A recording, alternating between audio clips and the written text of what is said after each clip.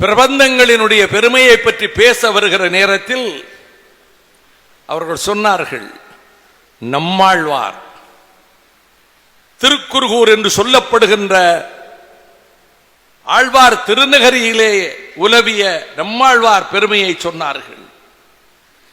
இங்கே இஸ்லாமியர்களை பார்க்கிறேன், கிறித்துவ நண்பர்களை பார்க்கிறேன், பகுத்தறிவாளர்களை பார்க்கிறேன், மறையோர்களை அந்தணர்களை பார்க்கிறேன். எனக்கு மகிழ்ச்சியாக இருக்கிறது. இதைத்தான் நம்மாழ்வார் சொன்னார். அவரவர் தமது அறிவு வகை வகை, அவரவர் தமது அறிவு வகை வகை, அவரவர் இறையவர் அடிமுன் படிவர், அவரவர் இறையவர் அடிமுன் படிவர், அவரவர் இறையவர் குறைவிலர் இறையவர், அவரவர் இறையவர் குறைவிலர் இறையவர், அவரவர் விதிபின் நடந்து நின்றனரே. இதிலே சைவ மதம் இல்லை, வைணவ மதம் இல்லை. இந்த நாட்டிலே இருக்கக்கூடிய எண்ணற்ற மதங்கள் மட்டுமல்ல, உலகெங்கும் இருக்கக்கூடிய சமயங்கள், சிவனியமாகட்டும் மாலியமாகட்டும், ஆம், சைவ திருமுறைகள் சிவனியம், வைணவர்கள் பாடுவது மாலியம், கிறித்துவமாகட்டும் சமணமாகட்டும் பௌத்தமாகட்டும் சீக்கியமாகட்டும், எந்த சமய நெறியை உடையவர்களானாலும் அவர்கள் போற்றுகிற இறை அவர்களுக்கு பெரிது. அவரவர் வகை அறிவு தொகை தொகை, அவரவர் இறையவர் அடிமுன் படிவர், அவரவர் இறையவர் குறைவிலர் இறையவர். இது நம்மாழ்வார் சொல்லிவிட்டாரே. சமய நல்லிணக்கத்தை, இந்த நாட்டுக்கு தேவையானவற்றை, மதவெறிக்கு இடமில்லை, மதத்தின் பெயரால் சமயத்தின் பெயரால் வாளை தீட்டுவதற்கு இடமில்லை. நான் சொல்லவில்லை, நம்மாழ்வார் கூறுகிறார். ஏறத்தாழ 2000-4000 பாசுரங்களில் 2000 அடுத்து வருகிற பாசுரங்களை தந்தவர் நம்மாழ்வார்.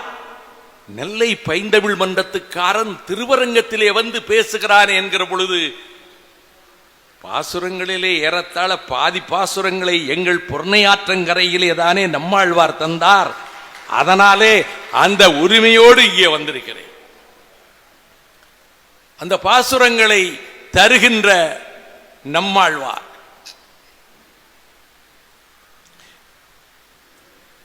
அவர்கள் பாடலை சொன்னார்கள்.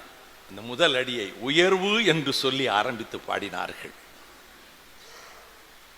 இந்த 4000 திவ்ய பிரபந்தத்தினுடைய கடைசி பாடலின் கடைசி சொல்லும் உயர்ந்தே என்றுதான் முடிகிறது.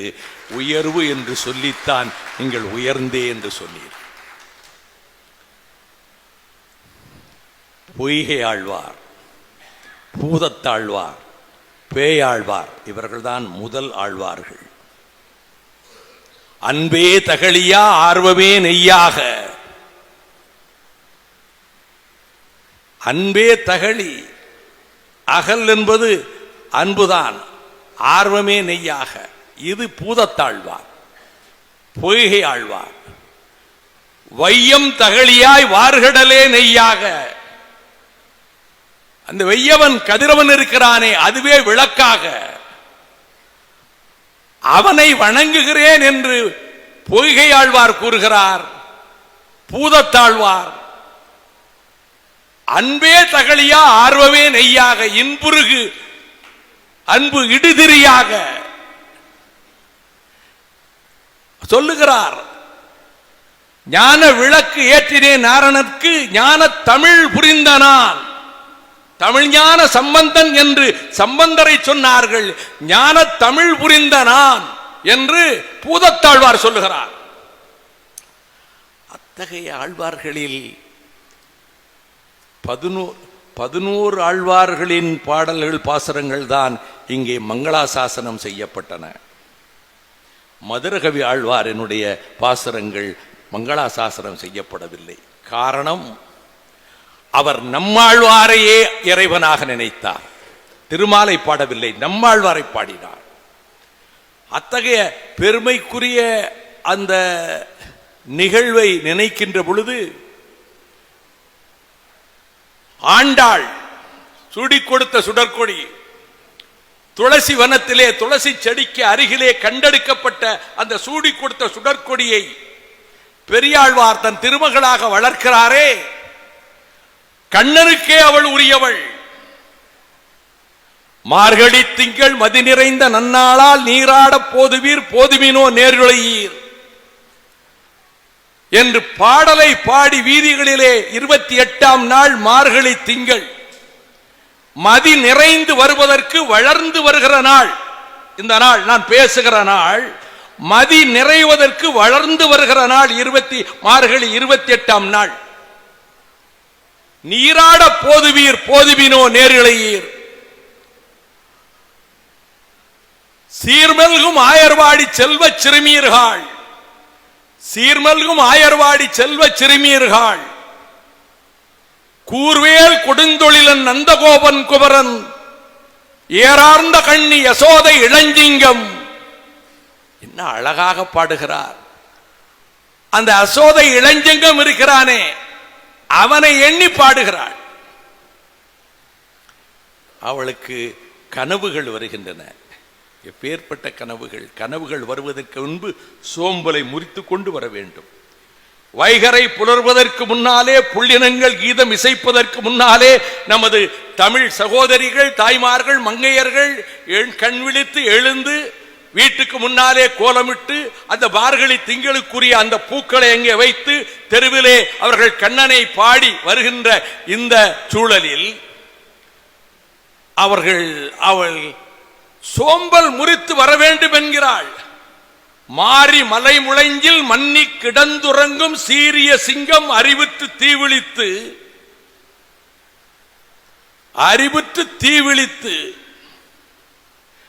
வேரி மயர் பொங்க பேர்ந்து உதறி மூறி முழங்கி புறப்பட்டு போதருமா தந்த பூவை பூவண்ணா. சிங்கம் குகையிலே இருந்து வருகிற பொழுது சோம்பலை முறித்துக் கொண்டு வருகிறது.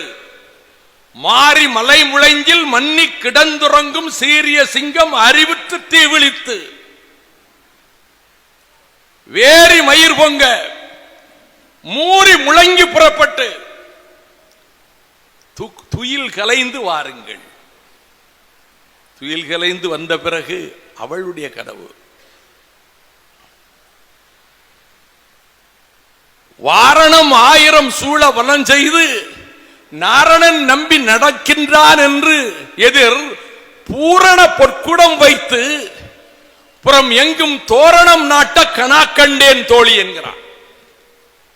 அவருடைய கனவுல பாருங்க, வாரணம் 1000 சூழ, 1000 யானைகள் சூழ, 1000 வேளங்கள் சூழ நாரணன் நம்பி வருகிறான், நடக்கின்றான் என்று பூரண பொற்குடங்களை வைக்கிறார்கள். வருகிற வழியிலே வரவேற்பதற்கு வீதியெங்கும் தோரணங்கள், புறமெங்கும் தோரணங்கள் நாட்ட கனா கண்டேன் தோழி. இவ்வளவு அழகாக பூரண பொற்குடங்கள் வைத்து தோரணங்கள் கட்டி விழா எடுக்கும் வேளையில் அடுத்த கனவை சொல்லுகிறார். கனா கண்டாள் அல்லவா? மத்தளம் கொட்ட வரிசங்கம் நின்றூத முத்துடை தாமம் நிறைந்த நீர் பந்தற்கீழ் மைத்துனன் நம்பி மதுசூதனன் வந்து என் கைத்தலம் பற்ற கனா கண்டேன் தோழி. என் கைத்தலம் பற்றினான். இன்னொரு பாடல் எனக்கு ரொம்ப ஓப்பானது. நான் இறைவனுக்கென்று படைக்கப்பட்டவள், மானிடர்க்கென்று பேச்சுப்படியின் வாழ்கில்லேன் கண்டாய் மன்மதனே. வானிடை உலவும் வானவர்க்கென்று மறையவர் வேள்வி வகுத்த அவியை கானிடை திரியும் ஓர் நரி புகுந்து கிடப்பதும் மோப்பதும் ஒப்ப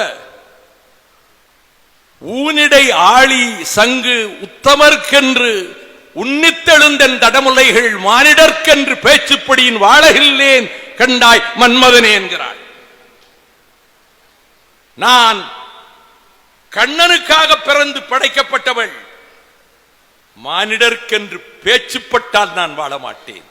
இதையேதான் முன்னம் அவன் நாமம் கேட்டாள், மூர்த்தி அவன் வண்ணம் கேட்டாள், பின்னை அவன் ஆரூர் கேட்டாள் என்று சொல்லிக்கொண்டே வந்து தன்னை மறந்தாள், தன் நாமம் கெட்டாள், தலைப்பட்டாள் நங்கை தலைவன் தாளே என்று தேவாரத்திலே பாடல் வருகிறதே பாருங்கள். அதே பாடலும் இதே பாடலும் ஒரே விதத்திலே இருக்கிறது. இப்படிப்பட்ட சிறப்புகளை உடைய இந்த ஆழ்வார்கள் வாழ்வில் தொண்டரடிப்புடி ஆழ்வார் 2 பாடல்கள் பாடுகிறார். திருப்பாணாழ்வாரை பற்றியே பாடுகிறார். நீங்கள் திருப்பாணாழ்வார் அன்றைய சமூக அமைப்பில் உயர் சாதியில் பிறந்தவர் அல்ல.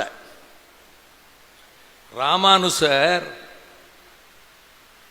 திருக்குலத்தார் என்பார். ஒடுக்கப்பட்ட மக்களை யாரும் உலகிலே சொன்னது கிடையாது. ராமானுசர் அவர்களை திருக்குலத்தார் என்கிறார். சலவை தொழிலாளியை ஈரம் கொல்லி என்கிறார். எனவே இவர் காவிரியின் கரையில் நின்று கண்ணனை எண்ணி பாடிக்கொண்டிருக்கிறார். திருவரங்க பெருமானை எண்ணி பாடிக்கொண்டிருக்கிறார் திருப்பாணாழ்வார். கண்களில் கண்ணீர் வழிந்து ஓடுகிறது. அவர் இசையை மீட்டியவாறு பாடிக்கொண்டே இருக்கிறார். அப்பொழுது யோகசாரங்கன் என்ற உயர்குலத்து பிராமணர் வருகிறார். அவரும் அரங்கனுக்கு பூசை செய்கிறவர் தான், அரங்கனை பாடுகிறவர் தான்.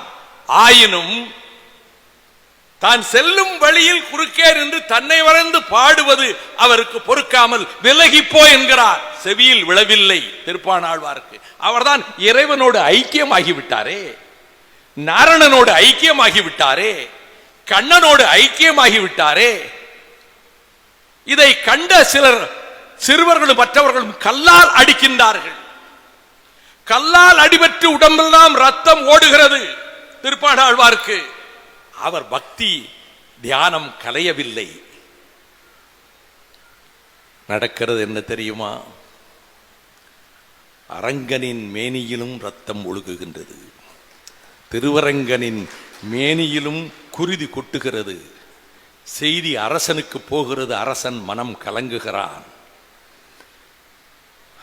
திருவரங்கன் சாரங்கன் கனவிலே தோன்றி, நீ கல்லால் அடிப்பதற்கு காரணமாய் இருந்தாயே, அந்த திருப்பாணாழ்வாரை நாளை உன் தோளில் சுமந்து கொண்டு என் சன்னதிக்கு வா என்று கனவிலே சொல்லிவிட்டு போனார். இவர் அதே போல அந்த திருப்பாணாழ்வாரை தோளிலே சுமந்து கொண்டு போனார். இதில் என்ன செய்தி இருக்கிறது என்றால், இன்றைக்கல்ல ஏறத்தாழ 8ஆம் நூற்றாண்டு காலத்தில் 1800 ஆண்டுகளுக்கு முன்னாலே எத்தகைய உயர்ந்த சிந்தனை ஓட்டம் தமிழர்களுக்கு இருந்தது. வள்ளுவருடைய குறட்பாவிலே தோன்றுகிற அந்த உணர்வுதானே இங்கே நான் பார்க்கிறேன். அப்படிப்பட்ட ஒரு சிறப்புக்குரிய இந்த ஆழ்வார்களில் இந்த நூல்களை தொகுப்பதற்கு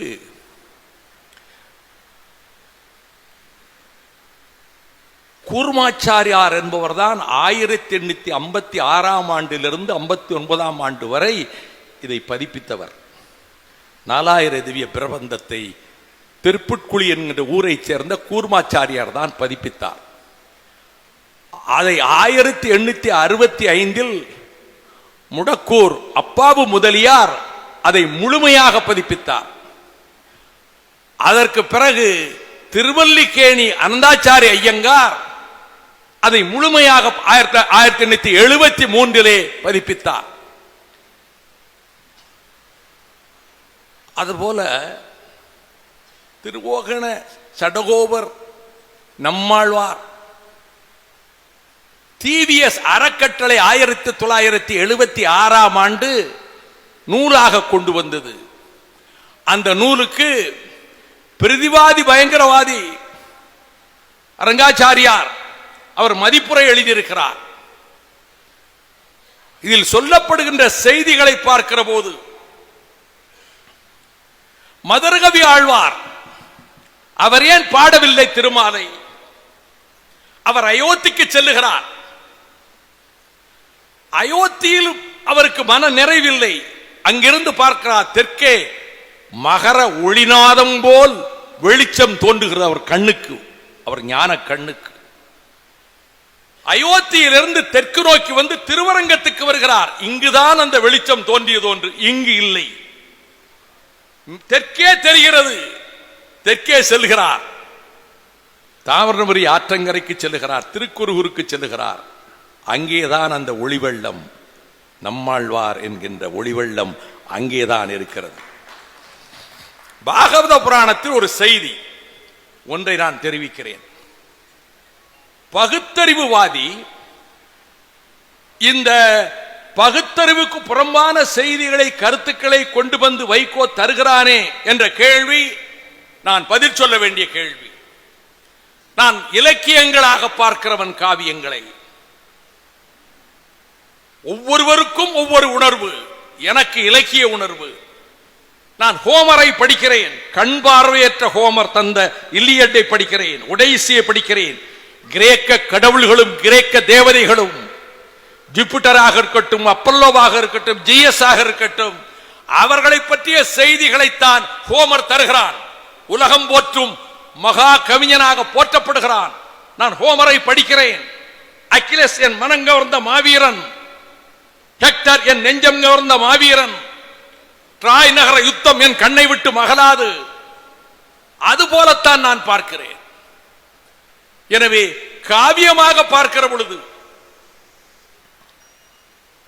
இலக்கியங்களை, காவியங்களை படிக்கின்ற பொழுது அதனுடைய நுட்பமான செய்திகளை உள்வாங்குகிற போது, பாரடைஸ் லாஸ்ட், இழந்த சொர்க்கம்,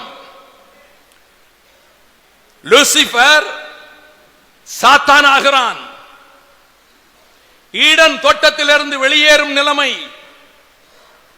புசிக்க கூடாது என்று சொல்லப்பட்ட கனியை ஏவாள் புசிக்க, ஆதாம் புசிக்க, அதன் பிறகு லூசிபர் சாத்தானாக வலுப்பெறுகிறான், சொர்க்கத்தை விட வலுப்பெறுகிறான்.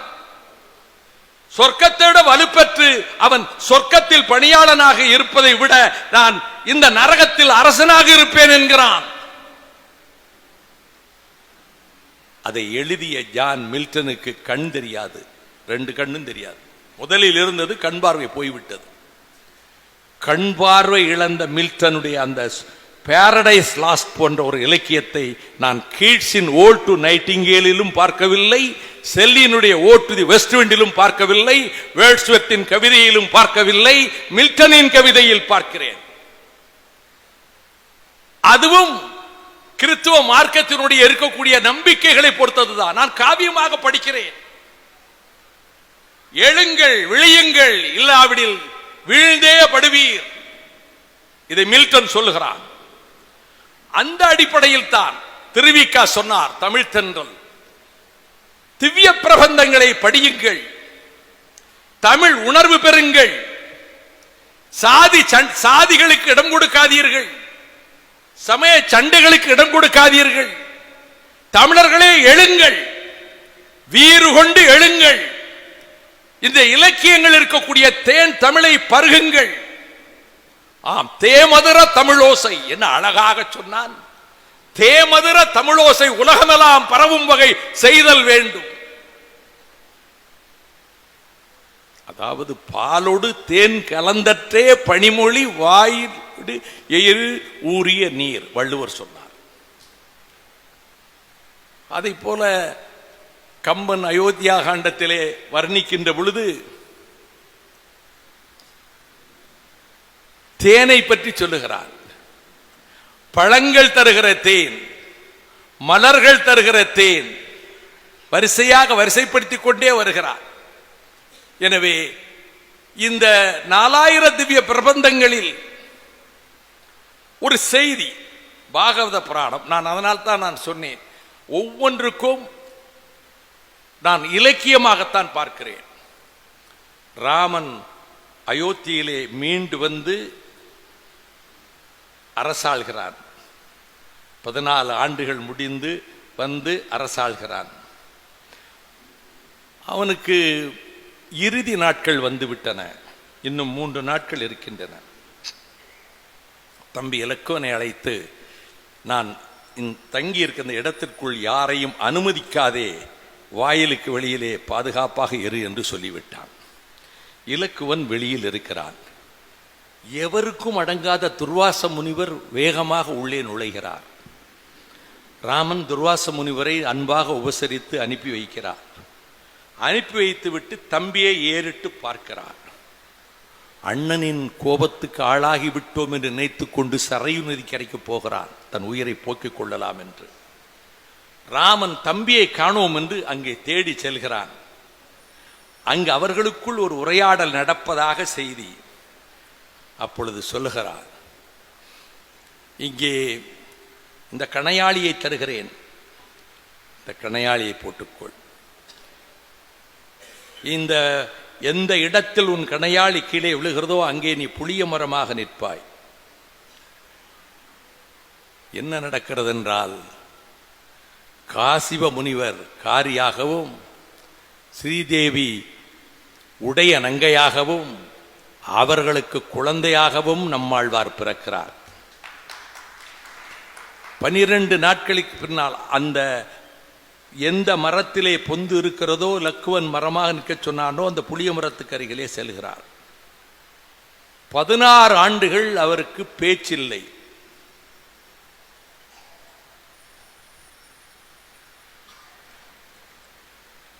இந்த கட்டத்தில் மதுரகவி ஆழ்வார் வருகிறார். இந்த பிள்ளைக்கு 16 ஆண்டுகளாக பேச்சில்லை என்றவுடன், செத்தத்தில் சிறிது பிறந்தால் எத்தை தின்று உயிர் வாழும், அத்தை தின்று அங்கே கிடக்கும் குழந்தை ஆக இருந்து அதுவரை பேசாத நம்மாழ்வார் பேசுகிறார் என்று. அதனால் மதுரகவி ஆழ்வார் அவரையே, நம்மாழ்வாரையே, அவதார புருஷன் ராமனே வந்து விட்டான் என்று எண்ணி திருமாலை பாடாமல் நம்மாழ்வாரையே பாடுகிறார். இங்கே ஒன்றை யோசிக்க வேண்டும். திருமழிசை ஆழ்வார் ஒரு அருமையான பாடலை தருகிறார். மிக அருமையான பாடல். வால்மீகி ராமாயணத்தில் கூனி என்ற பாத்திரமே கிடையாது. மந்தரை என்ற பாத்திரம் வால்மீகி ராமாயணத்திலே கிடையாது. ஆழ்வார்கள் எந்த பாதையை வகுத்து கொடுத்தார்களோ அந்த பாதையில் தான் கம்பன் செல்கிறார். ஆழ்வார்களில் திருமழிசை ஆழ்வார் தான் சொல்லுகிறார், கொண்டை கொண்ட கோதை,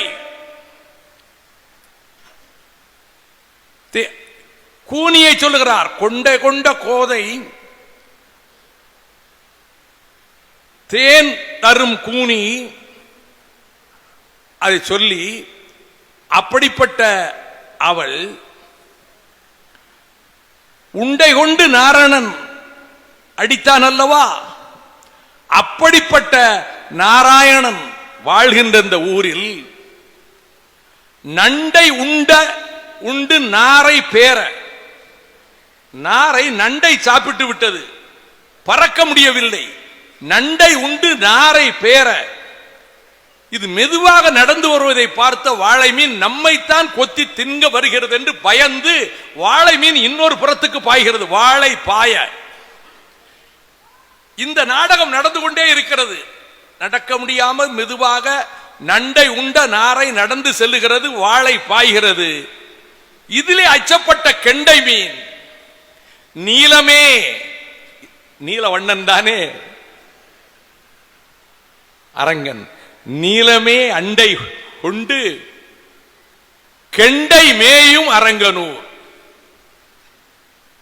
இந்த பாட்டு தான் ரொம்ப முக்கியம், திருமழிசை ஆழ்வாருடைய இந்த பாட்டு. அதாவது கொண்டை கொண்ட கோதை மீது கூனிலாவு தேனுலாவு கூனி கூன், தேனுலாவு கூனி கூன். ஒவ்வொரு காப்பியத்திற்கும் ஒரு திருப்ப காட்சி வரும்.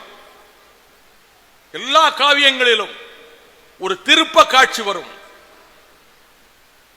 அதுதான் அதற்கு மூல ஆதாரமாக இருக்கும். நான் வரிசைப்படுத்த முடியும்.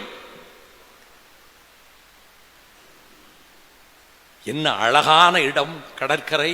இந்திர விழா நடைபெறுகிறது, அலைகள் இசை பாடுகின்றன, பட்டு திரைகளிலே ஆங்காங்கு காதலர்களும் தலைவனும் தலைவியும் அங்கே பேசி கொஞ்சி மகிழ்ந்து கொண்டிருக்கிறார்கள். காவிரி பூம்பட்டினத்து கடற்கரையில் கோவலன் யாழ் வாசிக்கிறான். அந்த பாடல்கள் அழகான பாடல்கள் தான். அடுத்து யாழ் மாதவி தன்கையால் எடுத்து வாசிக்கிறாள். அவளும் தன் மனதை கோவலன் மேல் வைத்தவள், கோவலுக்காகவே வாழ்ந்தவள். நான் குலம் அறியேன், நான் இதற்கு முன்னிருந்த வழி அறியேன், நீ என்னை வந்து நீ பார்ப்பாயானால் கருகிய குடியாக நான் கிடப்பேன் என்று சொன்னதாக ஒரு புதுக்கவிஞன் எழுதினான். அதை போல அந்த மாதவி பாடலை பாடுகிற போது, மாயப்பொய் பலகூட்டும் மாயத்தாள் பாடினாள், சலம்புணர் கொள்கை சலதியோடு வாழ்ந்தேன் என்று கோபித்துக் கொண்டு போனான். இந்த ஒரு காட்சி, ஒரு பாடலில் கோபித்துக் கொண்டு போன காட்சி காவிரி பூம்பட்டினத்தை விட்டு கண்ணகி பெருந்தேவியோடு மதுரைக்கு செல்ல வைத்தது. மதுரையிலே காற்சிலம்பை எடுத்துக்கொண்டு போய் கோவலன் விலைக்கு விற்க சொன்ன இடத்திலே பொற்கொல்லன் வாயில் கைப்பட்டு கொண்டு வருக என்று சொல்ல வேண்டிய பாண்டிய வேந்தன் மனைவி கோபித்துக் கொண்டு நடனமாதர்களினுடைய நடனத்திலே தான் கருத்தை செலுத்தி விட்டேன் என்று கோப்பெருந்தோவி கோபித்துக் கொண்டு போய்விட்டாள். அவள் கோபத்தை ஊடலை தணிக்க வேண்டும் என்று அவளோடு போய்கொண்டிருக்கிற வேளையிலே வந்து சிக்கிக் கொண்டான், அகப்பட்டுக் கொண்டான். அரசமாதேவியினுடைய சிலம்பை எடுத்தவன் அகப்பட்டுக் கொண்டான் என்று சொன்னவுடன் கொண்டு வருக என்று சொல்ல வேண்டியவன் கொன்று வருக என்று சொன்னான். கோவலன் கொலையுண்டான், மதுரை தீயுண்டது. விருந்தும் பண்புக்கே ஆயர்பாடிதான். இந்த ஆயர்பாடியை பெருமைப்படுத்துவதுதானே பிரபந்தம், ஆயர்பாடியை பெருமைப்படுத்துவதுதானே திருப்பாவை திருவம்பாவை.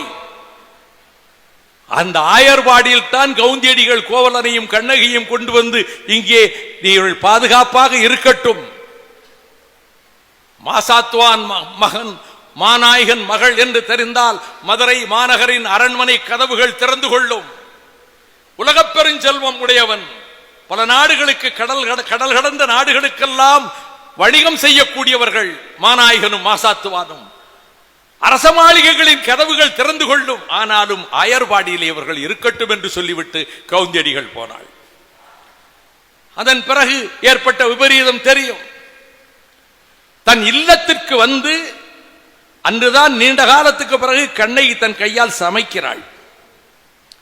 என்ன அழகான காட்சி!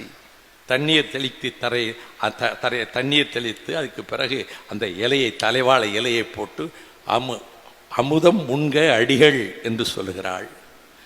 8 வார்த்தைக்கு மேல பேசலையே, எல்லாம் இழந்துட்டனே, செல்வம் குன்றம் போல் இருந்து இழந்து விட்டேன் என்ற போது சிலம்பு உளக்கொண் 3 சொற்கள்.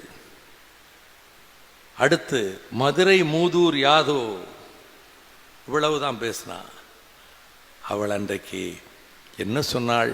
நான் பல திருமண வீடுகளில் சொல்லியிருக்கிறேன், நான் வருந்தியதாக நீங்கள் வருந்த வேண்டாம். உங்கள் தாயும் தந்தையும் என் மாமியும் மாமனும் வருந்தும்படி நீங்கள் நடந்து கொண்டீர்கள். என்ன குடும்ப வாழ்க்கையை நம்முடைய இலக்கியத்தை இளங்கோ படைக்கிற பொழுது எவ்வளவு அருமையாக படைத்திருக்கிறார். அதைத்தான் கானல் பாணி கனக விசையர்தம் முடித்தலை நெறித்தது. குயிலாலுவம் சென்று கனக விசையரை வென்று பத்திரி தெய்வத்துக்கு கல்லெடுத்து வந்தானே சேரன் செங்குட்டுவன். கானல் பாணி கனக விசையர்தம் முடித்தலை நெறித்தது. ஒரே ஒரு சம்பவம் தான். அந்த சம்பவம் அந்த காவியத்தை எங்கே கொண்டு போய் விடுகிறது பாருங்கள். ஒத்தல்லோ அவர்கள் ஆங்கில பேராசிரியை, நான் மாணவன், அவர்கள் பேராசிரியை. எனக்கு பிடித்த துன்பியல் நாடகங்களில் ஒத்தல்லோ ஒன்று. அதில் டெஸ்டிமோனா பேரழகி, கணவனை தெய்வமாக உயர்வாக மதித்து வாழ்பவள். இயாகோ கொடியவன், சூழ்ச்சிக்காரன், ஒத்தல்லோவை வீழ்த்த தருணம் பார்க்கிறவன். ஆகவேதான் ஒத்தல்லோவின் நண்பன் கேசியோவிடம் ஒத்தல்லோ தன் மனைவி, காதல் மனைவி டெஸ்டிமோனாவிடம் ஒரு கைக்குட்டையை கொடுத்தான். இயாகோ கொடியவன் அந்த சேடி பெண் மூலமாக அந்த கைக்குட்டையை கவர்ந்து வர செய்து கேசியோ போகிற அந்த பாதையிலே அந்த கைக்குட்டையை போட வைக்கிற, கீழே கிடக்கிறது. அவன் தொட நேர்கிறது. இயாகோ காட்டுகிறான், நீ உன் மனைவிக்கு கொடுத்த கைக்குட்டை இவனுக்கு எப்படி போய் சேர்ந்தது? கடைசியில அந்த காட்சியில புட் அவுட் த லைட், இந்த விளக்கை அணைக்கட்டும் போது மனக்குமுறலோடு கழுத்தை நெரித்து கொன்று விடுவான் ஒத்தல்லோ. பிரபு பிரபு அந்த மெல்லிய குரலில் கழுத்து நெறிபட்டு இறந்து போனாள். பணிப்பு அடுத்த வருகிறாள், ஓடி வருகிறாள். இயாகோ சதிச்செயல் தெரிகிறது, தன்னைத்தானே மாய்த்துக் கொள்கிறான் ஒத்தல்லோ. இதில் ஒரு கைக்குட்டையை மையமாக வைத்து, எப்படி சிலப்பதிகாரத்திலே ஒரு செய்தி வருகிறது, சிலம்புதான் அதிகாரமாயிற்று, கைக்குட்டையை வைத்து இந்த காட்சி.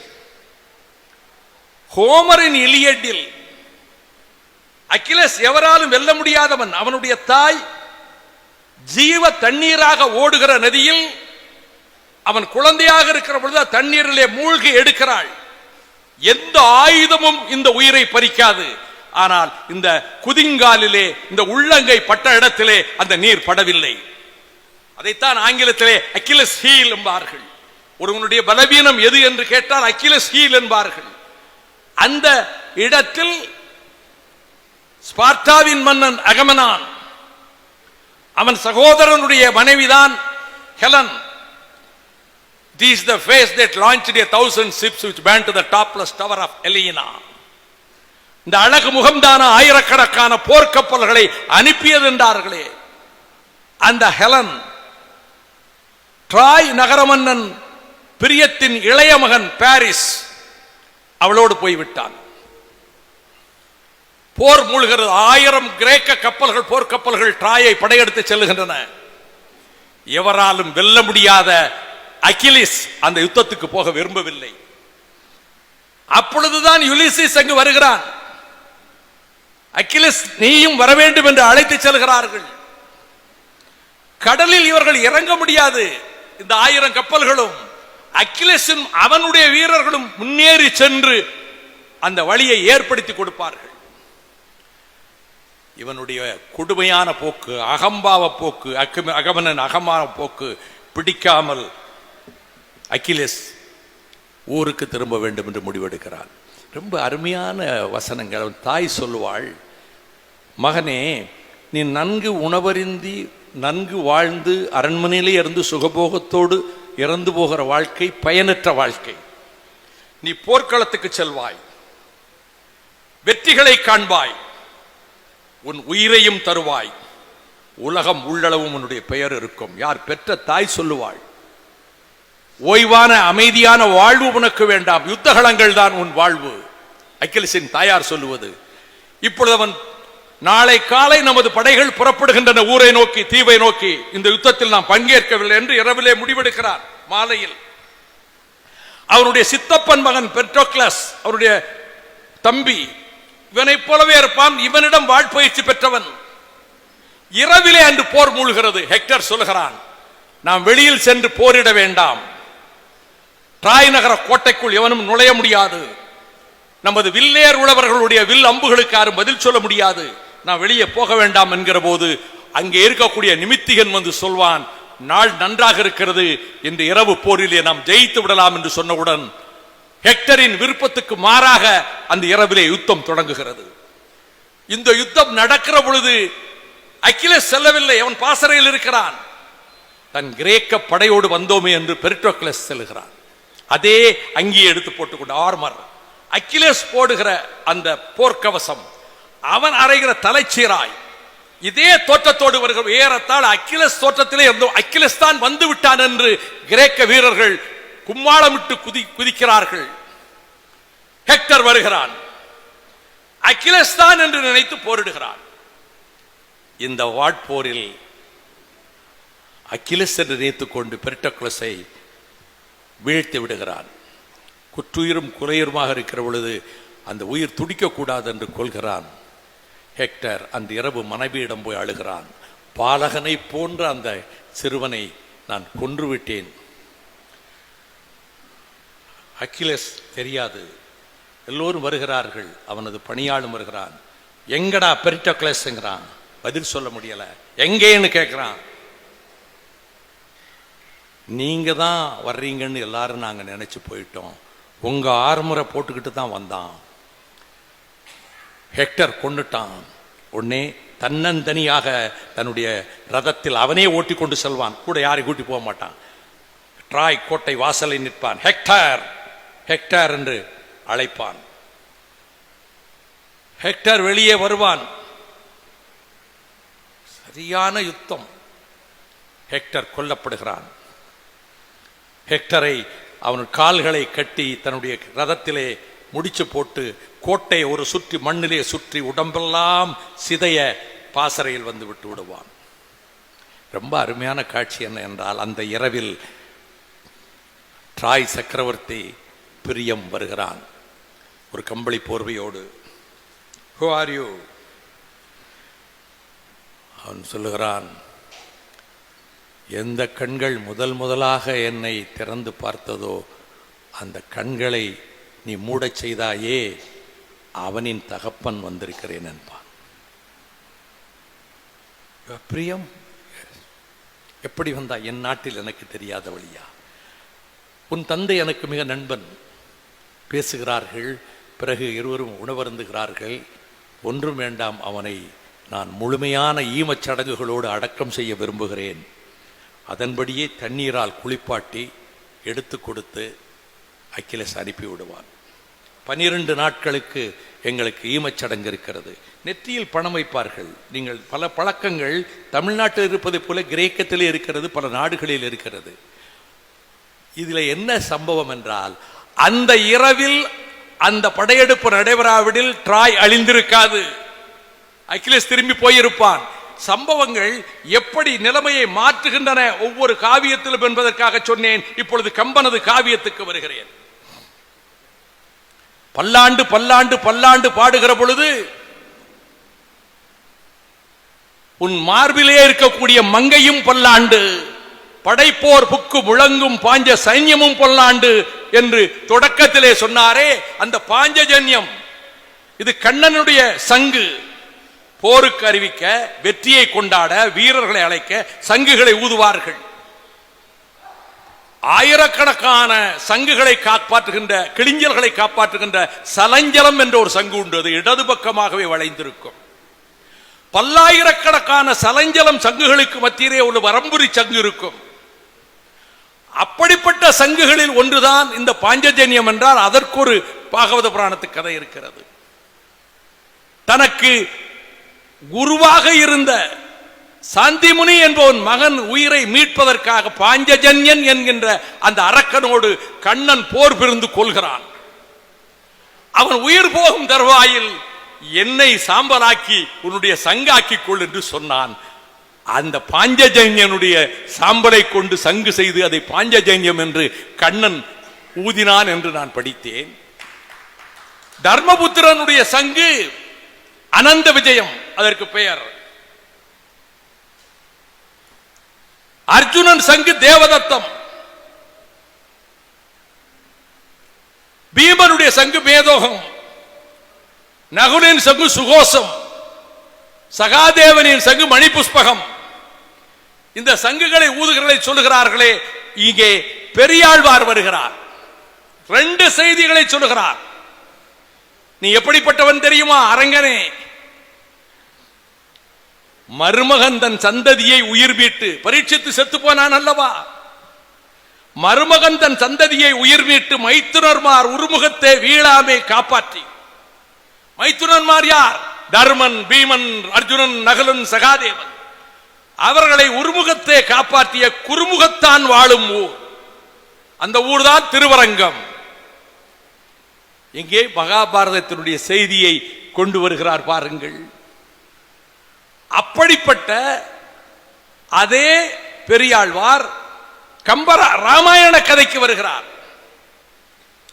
ராமனுடைய அவதாரத்துக்கு அடுத்துத்தான் கிருஷ்ண அவதாரம். ராமனின் அவதாரம் தான் முந்தியது. என்ன அழகாக சொல்லுகிறாள். மின்னலை போன்ற நுண்ணிய இடை கொண்டவளே என்று மெய்யடியேன் விண்ணப்பம் அனுமன் சொல்லுவதாக பெரியாழ்வார் சொல்லுகிறார். மின்னலை போன்ற நுண் இடை கொண்டவளே மெய்யடியேன் விண்ணப்பம்,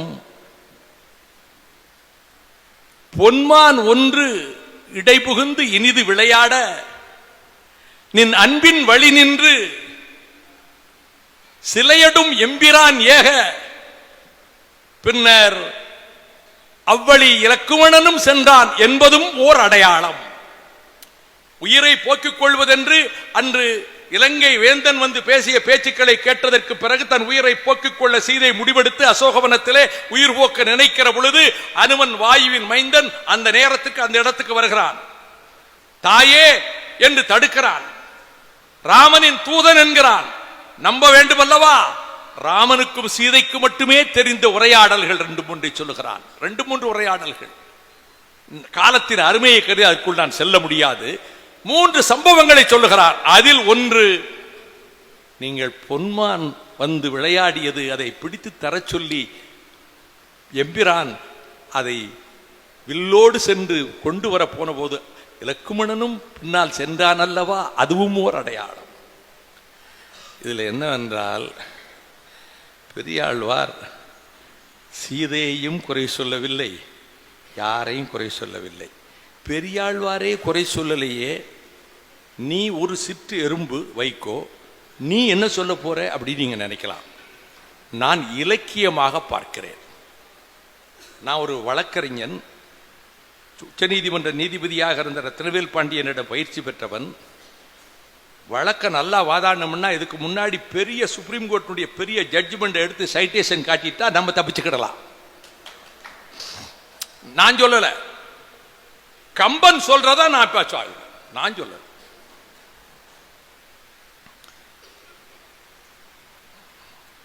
வனத்திலே இருக்கின்ற இடத்தில் பஞ்சு ஒளிர் விஞ்சு குளிர் பல்லவம் அணுங்க வருகிறாள் சூர்பனகை. வஞ்சி என நஞ்சமன வஞ்சமகள் வந்தாள். வருகிறாள் சூர்பனகை. பேச்சு கொடுக்கிறான் ராமன். அதன் பின்னர் சீதையை கண்டு இவ்வளவு பேரழகியாக இருக்கிறாள் என்று அவள் மீது கோபத்தால் பாய போகிற போது அண்ணனுக்கு தெரியும், நம்ம கிட்ட பேசுன மாதிரி தம்பி கிட்ட பேசினா நல்லா வாங்கி கட்டிட்டு போவான்னு ராமனுக்கு தெரியும். இவன் அவங்கிட்ட போய் பேச்சை கொடுத்து, ஏற்கனவே கோபத்திலே உச்ச மலையில உயரத்தில் இருக்கிறவன், அவன் அங்கங்களை சிதைத்து விட்டான். சிதைக்கப்பட்ட அங்கங்கள் இருக்கிற பொழுது கரதூஷனால் வருகிறார்கள், தோற்று ஓடுகிறார்கள். இருவர்வில் சொல்றாள சூர்பனகையே சொல்லுவா, இல்லைங்க வந்துட்ட அவன் வில்ல இருந்து அம்பு எப்படி போச்சுன்னு தெரியல, எல்லாம் உயிர் போயிடுச்சுன்றான். ரத்தம் ஒழுக அங்கே போன போது இலங்கை வேந்தன் நியாயமானாக கேட்கிறான், நீ என்ன தப்பு செஞ்ச, நீ என்ன செஞ்ச, அவங்கள் கோபிக்க நீ என்ன செஞ்ச, அப்படியே மாத்திரான். மனித மனம் பலவீனம் உடையது தானே. சீதையின் அழகை நீ எவ்வுலகிலும் கண்டதில்லை, இவ்வுலகிலும் கண்டதில்லை, அப்பேர் அழகியை கண்டேன் என்று அவள் மனதிலே அதான் நல்லா சொல்வான். நாசம் வந்துற்ற போதும் நல்லதோர் பகையை தேடினேன். கடைசியா சொல்வான், எனக்கு நாசம் வந்துருச்சு, ஆனா நல்ல பகையத்தான் நான் தேடி இருக்கிறேன். அவன் மனதிலே மையல் மூட்டியவன் மாரிசனை அழைத்து போ சொன்னா ஏற்கனவே உயிர் தப்பி வந்தவன். அங்கே சொல்வாரு, அதாவது இந்த உண்டை வில்லை அடிக்கிற போது முன்வில் வலித்து முதுபெண் உயிருண்டான். பெரியாழ்வார் சொல்றாரு, முன்வில் வலித்து முதுபெண் தாடகையை கொன்றான் அல்லவா, அதற்கு பிறகு ஓடி வந்தவன் மாரீசன். அவன் கையால் செத்தா பரவாயில்ல, இவன் கொன்னுருவான், இல்லாட்டி மாமன் இல்லையா, ராமன கையால சாகிறதை விட ராமன் கையால சாகலான்ட்டு போயிட்டான். இதில் என்னவென்றால், பொன்மான் விளையாடுகிறது, துள்ளி துள்ளி குதிக்கிறது, சீதை அதிலே கவரப்படுகிறாள், அது வேண்டும் தனக்கு என்கிறாள், கணவனிடம் கேட்கிறாள். இலக்குவன் சூழ்ச்சி சூது இருக்கும் என்று கருதி வேண்டாம், நீங்கள் போக வேண்டாம், நான் பற்றி வருகிறேன் என்கிறான். நான் பெண்களை தவறா சொல்லல, ஆணும் பெண்ணும் தலைவன் தலைவிக்கிடையில காதலன் காதலிக்கிடையில நடக்கிற ஊழல் தான். நான் மான பிடிச்சு கொண்டு வர சொன்னா நீங்க பிடிச்சிட்டு வர மாட்டீங்களா என்று கொஞ்சம் முகத்தை திருப்பிக் கொண்டு கோபமாக போவதை போல் பாவனை காட்டுகிறாள். ராமன் செல்கிறான் மானை தேடி. ராமன் மானை தேடி சென்றதற்கு பின்னர் அம்பு வாய்ந்த வேளையிலே மாரீசன் சீதா அபயம் லட்சுமணா அபயம் என்று குரல் கொடுக்க, பிரானுக்கு உயிருக்கு ஆபத்து வந்து விட்டது, நீ உடனே புறப்பட்டு செல் என்கிற போது, மும்மூர்த்திகளாலும் என் அண்ணனை வெல்ல முடியாது, இது அரக்கர்களின் சூழ்ச்சி, தாயே என் அண்ணனை யாரும் கொல்ல முடியாது, வெல்ல முடியாது. அவள் மனதிலே கணவன் மீது கொண்ட காதலால், நான் சீதையை குறை சொல்லவில்லை, கணவன் மீது கொண்ட காதல், கணவன் மீது கொண்ட பக்தி அவள் கண்களை, அறிவு கண்களை மறைக்கிறது. சிந்திக்க முடியாது எந்த பெண்ணுக்கும். இறந்துட்டானோ. அப்ப என்னன்னா சொல்லும் போது, கொடிய அரக்கன் கையால் அவன் மாயையால் இற்று வீழ்ந்தனன் என்ற பெண்ணும் என் அயல் நிற்றியோ நீ நீ ஒரு மனுஷனா? என் பக்கத்தில் நிக்கிறிய நீ நிக்கிற நிலை சரியில்லை என்ற ஒரு சொல்லை சொல்லுவாள். நீ நிக்கிறேன்னு சொன்னது மட்டுமல்ல, நீ இது நெறி என்று, நீ நிற்கின்ற நிலைமை நெறி என்று. கூர்மையான வேல்களால் துளைக்கப்பட்டு அதிலே நெருப்பை உள்ளே நுழைப்பதை போல சொற்களை கேட்டு லக்குவணன் துடிக்கிறான். நீ செல்லாவிடில் எரியடை வீழ்ந்து நான் மடிவேன், தீக்குளித்து சாவேன். அவன் என்ன செய்வான்? தாயாக நினைக்கின்ற சீதை உயிரை காப்பாற்ற வேண்டும், இந்த இடத்தை விட்டு தனிமையில் விட்டுவிட்டு போகக்கூடாது என்று வில்லினை எடுத்து கோடு கிழித்து தாயே சென்று வருகிறேன் என்று போய்விட்டான். இதன் பின்னர் நடந்தது உங்களுக்கு தெரியும். ராவணன் சன்னியாசி வேடத்திலே வந்தான். பின்னர் இலங்கை வேந்தனானான். மண்ணோடு பெயர்த்து சென்றான். பெயர்த்து செல்லுகிற பொழுது சடாயு குறுக்கிடுகிறான். கழுகரசன் சடாயு. கழுகரசன் சடாயு இலங்கை வேந்தன் ராவணனுக்கு நிகரான பெருவீரன். அந்த யுத்தத்திலே ராவணன் மூர்ச்சித்து விழுவான் தேரிலே. அவன் படைக்கலன்கள் அனைத்தும் புரிந்து போகும். ராவணன் கரங்களால் ஒடிப்பான், ஜடாயு கால்களால் ஒடிப்பான் அவன் ஏவும் அம்புகளை. மூர்ச்சித்து கீழே விழுவான் ராவணன். பிறகு எழுவான். சடாயுனுடைய யுத்தம் உன்னதமான யுத்தம். கடைசியில் வெள்ளியங்கிரியை விடையின் பாகனோடு விண்தொடை எடுத்தானே ராவணன். அந்த நேரத்தில் பரமசிவன் கொடுத்த வாழ் சந்திரகாசம் என்கின்ற வாழ். அந்த வாழ், அந்த வீரவாளை உரையிலிருந்து உருவி சடாயுவை வெட்டி சாய்க்கிறான். சிவன் கொடுத்த வாளால் சாய்க்கிறான். கீழே விழுகிறான். போய்விட்டான். பதறி அடித்தவாறு கண்ணீரும் கம்பளையுமாக கதறியவாறு வருகிறார்கள் ராமனும் லக்குவணனும். ரத்த வெள்ளத்திலே கிடக்கிற சடாயுவை பார்க்கிறார்கள். நான் பாடல் முழுமையும் எனக்கு தெரியும். நான் காலத்தின் அருமையை கருதி சொல்கிறேன்.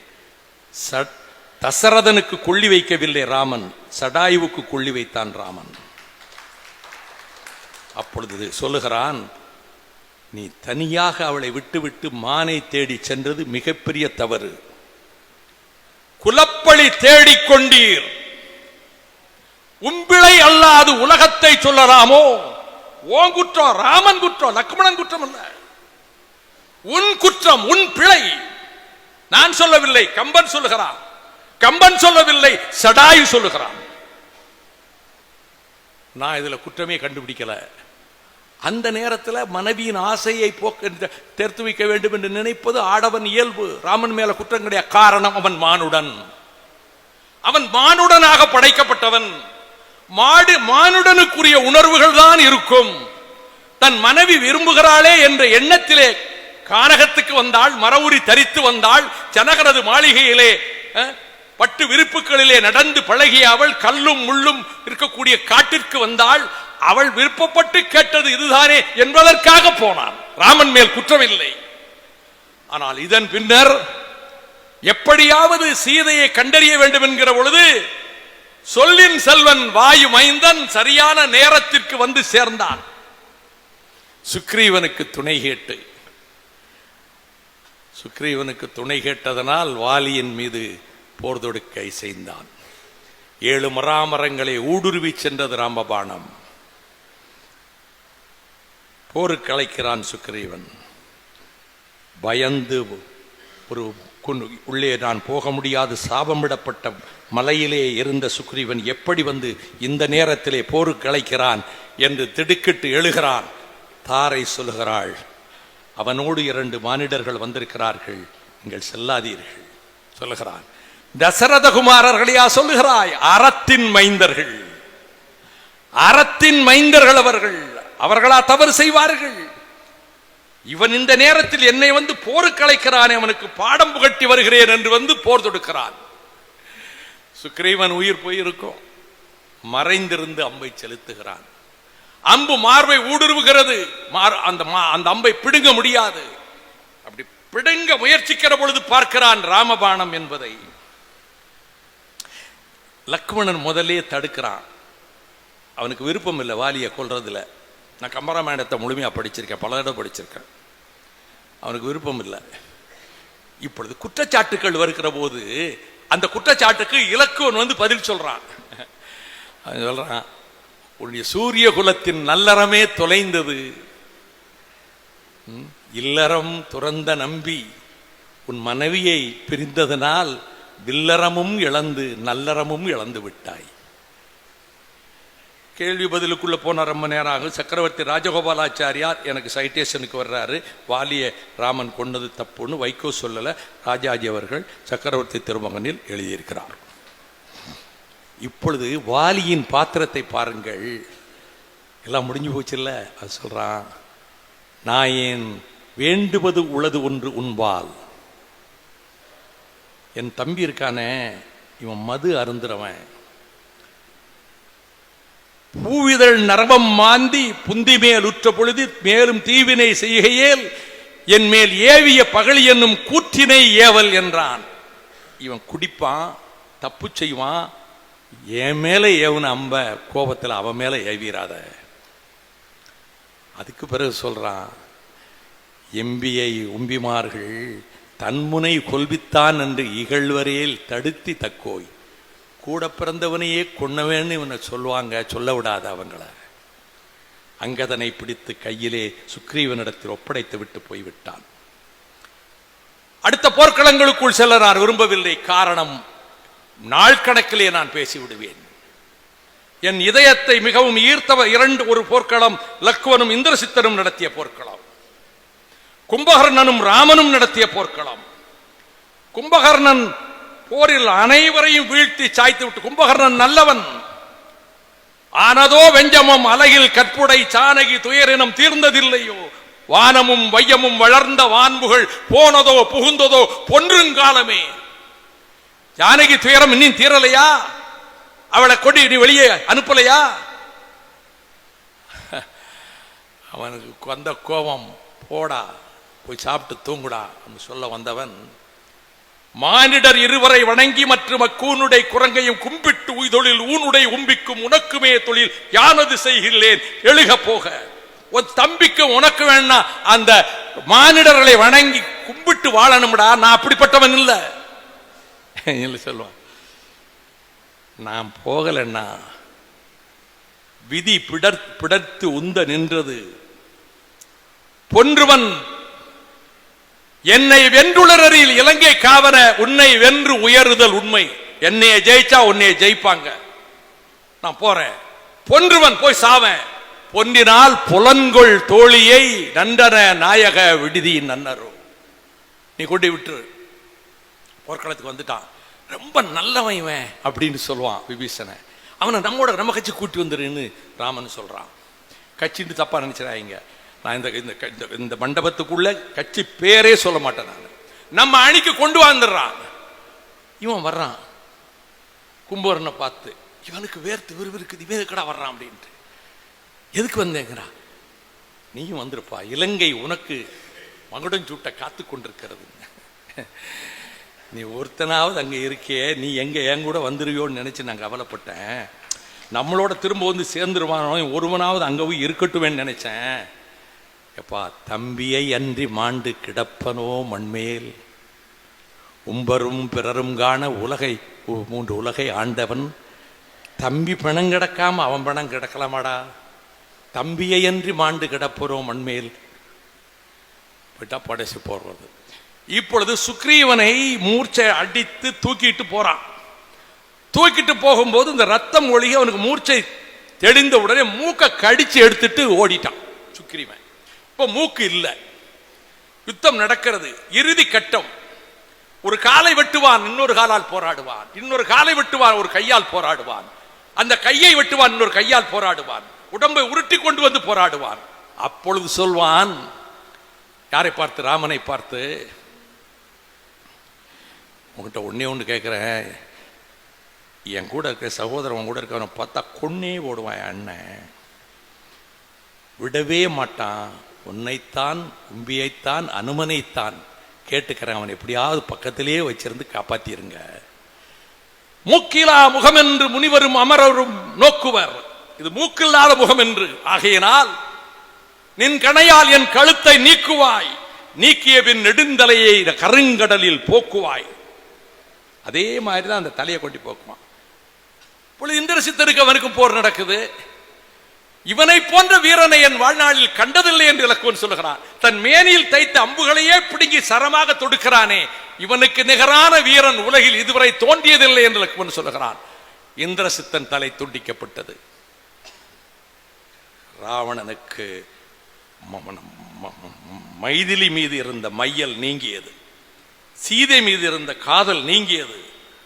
நாளை இத்தகையனன்றோ என் கணவனும், இவனுக்கும் இதுதானேன்னு மண்டோதரி அற்புதமான பாத்திரம். நாளை தகையனன்றோ.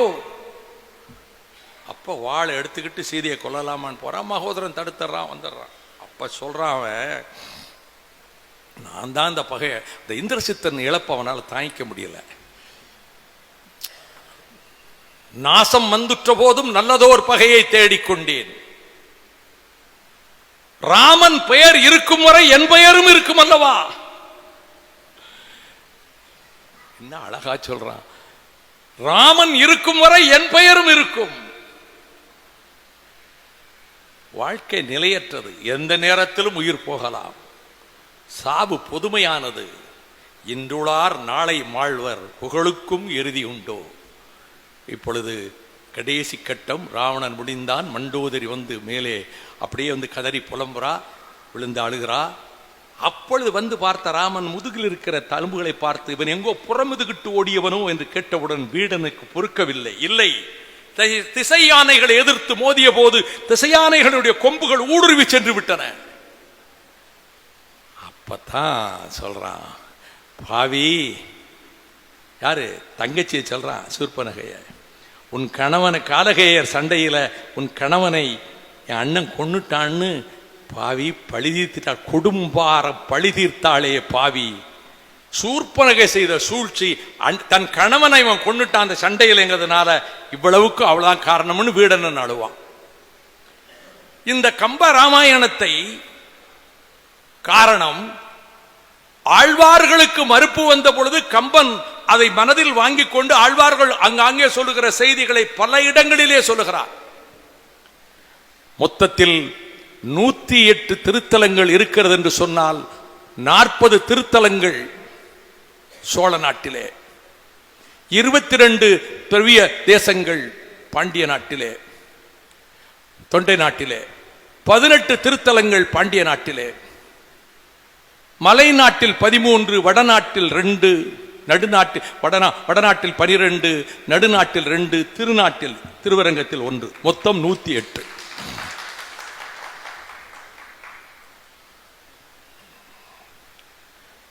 நின்றனர், இருந்தனர், கிடந்தனர், திரிந்தனர். நம்மாழ்வார் சொல்றார், நின்றனர், கிடந்தனர், இருந்தனர், கிடந்தனர், திரிந்தனர். நின்றிலர், கிடந்திலர், நடந்திலர், திரிந்திலர். இது எவ்வளவு அருமையான தத்துவத்தை கொண்டு வந்து சொல்லுகிறார். ஆக இந்த தேன் தமிழுக்கு, தேன் தமிழாக இந்த 4000 பிரபங்களினுடைய ஒவ்வொரு பாடலிலும் சொற்கள் அவர்கள் தந்த சொற்கள் அழகிய தேனான தமிழ் சொற்கள். நாயன்மார்களும் ஆழ்வார்களும் அந்த காலகட்டத்திலே தமிழை பாதுகாத்தனர், தமிழுக்கு மகுடம் சூட்டினர். இறைவனை வழிபடுகிற பொழுதும் தேன் தமிழிலே தான் வழிபட்டார்கள். அப்படிப்பட்ட 4000 திவ்ய பிரபந்தத்தின் 4000 பாசுரங்கள் இருக்கின்றன. 4000 பாசுரத்தையும் ஒரு பார்வை பார்த்தேன். என்னுடைய பணிகளுக்கு இடையில் அதிக நேரம் செலுத்தி, இதெல்லாம் ஒரு மாசம் இரவு பகலா படிச்சாலும் முடியாது.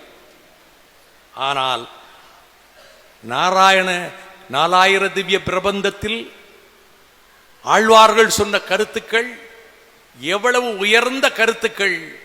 அந்த கருத்துக்களின் அடிப்படையில் தான் ராமானுசர் திருக்கோஷ்டியூர் நம்பியிடத்திலே அவர் மந்திரம் சொல்லுகிறார். உன்னதமான அமர வாழ்வுக்கு மந்திரம் சொல்லுகிறார். திருக்கோஷ்டியூர் கோயில் மதில் மேல் ஏறி நின்று கொண்டு ராமானுசர் அனைத்து மக்களையும் அழைக்கிறார். தன்னிடம் சொல்லப்பட்ட மந்திரத்தை சொல்லுகிறார். நான் இப்படி செய்து விட்டான், நான் நரகத்துக்கு போறேன், எனக்கு எதுக்கு? இந்த மக்கள், எளிய மக்கள், ஒடுக்கப்பட்ட தாழ்த்தப்பட்ட அனைத்து மக்களும் சொர்க்கத்துக்கு போகட்டும், நான் நரகத்துக்கு போறேன். அவருடைய வாழ்க்கையில் 3 சம்பவங்கள் நடக்கின்றன துணைவியார் மீது. அதனால் தான் அவருக்கு வருத்தம். அவர்கள் அதான் சொல்றேன்ல, எல்லா மக்களையும் சமமாக சகோதரர்களாக கருதிய ராமானுசர். அதனால் தான் அண்ணன் கலைஞர் அவர்கள் கூட ராமானுசருக்கு ஒரு காவியம் எழுதினார். எனக்கு ரொம்ப மறையவர்கள், 4000 திவ்ய பிரபந்தத்தை நன்கு அறிந்தவர்கள், படித்தவர்கள் எல்லோரும் இருக்கிற இந்த திருச்சபையிலே இத்தனை நிமிடங்களும் அமைதி காத்து என் உரை கேட்டதற்கு தலைதாழ்ந்து சிரம்தாழ்ந்த நன்றி, வணக்கம். அன்றாட நிகழ்வுகளை அறிந்து கொள்ள மதிமுகம் தொலைக்காட்சியின் யூடியூப் சேனலை சப்ஸ்கிரைப் செய்யுங்கள். நாட்டு நடப்புகளை அறிந்து கொள்ள www.madimugam.com, Facebook, Instagram, Twitter போன்ற சமூக வலைதள பக்கங்களோடு எப்போதும் இணைந்திருங்கள்.